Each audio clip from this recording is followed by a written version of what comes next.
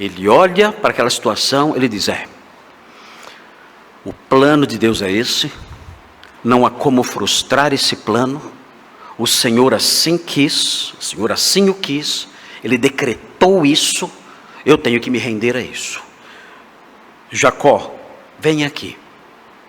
Ele o abençoou então, e o despediu então, reconhecendo, a bênção é realmente dele. Assim Deus quis, o seu plano, o plano de Deus, era diferente do meu plano. Eu tinha outros planos. Mas os planos de Deus, como sempre, prevaleceram sobre os meus. Quando nós olhamos para isso, quando olhamos para essa realidade, quando olhamos para Isaac chamando Jacó e dando-lhe finalmente a bênção nessa postura de rendição, reconhecendo o plano de Deus prevalece, não há como fugir disso. Quando nós olhamos para isso, nós aprendemos uma lição que deve ser imitada, é um exemplo que tem que ser imitado por nós. Nós temos que reconhecer que Deus controla o mundo por meio dos seus decretos e planos.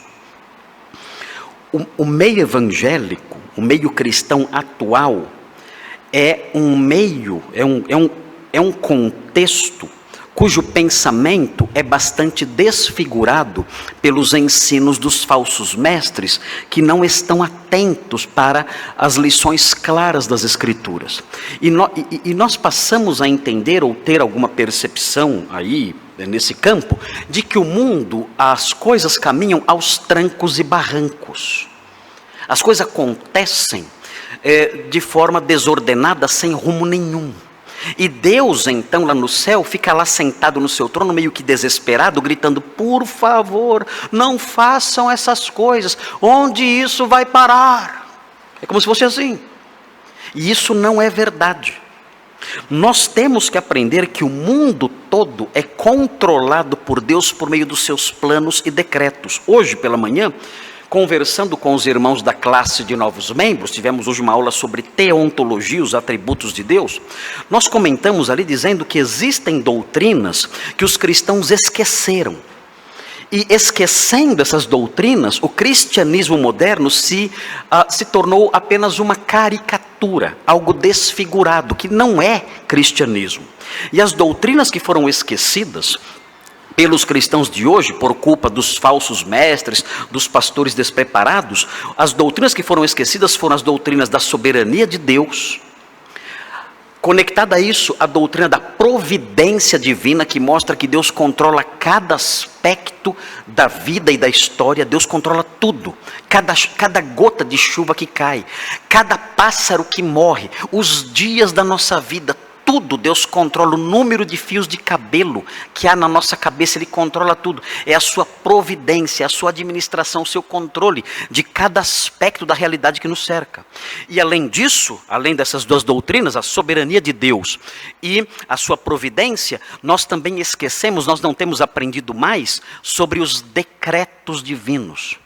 Nos livros antigos de teologia sistemática, nós tínhamos ali uma porção, um capítulo nesses livros antigos, cujo título era Os Decretos Divinos.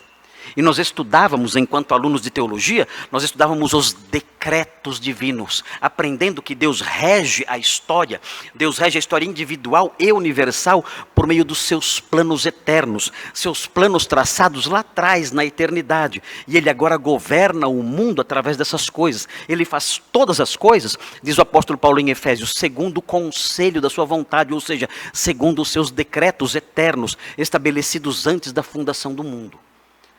E por não aprendermos essas coisas, nós olhamos para o mundo e achamos que tudo está de pernas para o ar, e de fato nós vemos isso assim, mas achamos que Deus não está no trono do universo controlando a história. Irmãos, Ele está.